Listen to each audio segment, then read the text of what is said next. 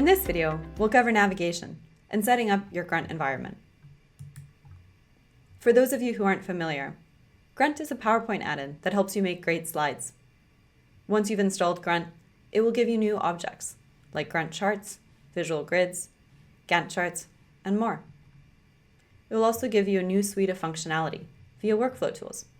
For example, you can then swap, align, or resize shapes with just one click. There are actually more than 40 tools available to ease your workflow. You'll find all of this up here in the Grunt ribbon. For example, here are some of the Grunt objects, Excel data connections, tools, and more. Within Grunt, you'll use two different types of menus. The first is the toolbar, which you'll see when I click on this chart here.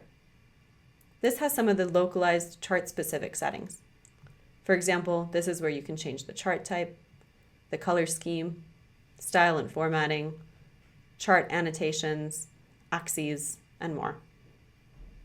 Now, if you shift your focus to the right of my screen, you'll see the Edge menu. This is where you'll see more complex options and settings. For example, if there's an opportunity to upgrade an object, if you enable data connections, and if and when you start to use rules, you'll see your rule stack here, as well as the option to add a rule. Couple last notes on setting defaults. To set your date and number format, go to the settings up here, click on the globe, and set your preferred date and number format. To set user-specific preferences, navigate to the gear here, and you'll see a variety of different preferences. For example, Smart Selection can be used to tidy up, and Visual Insertion will respect where you place your cursor when you insert a new object. To set your proofing language system-wide, go to Tools and select your proofing language. Note that you can actually do this at an object level as well.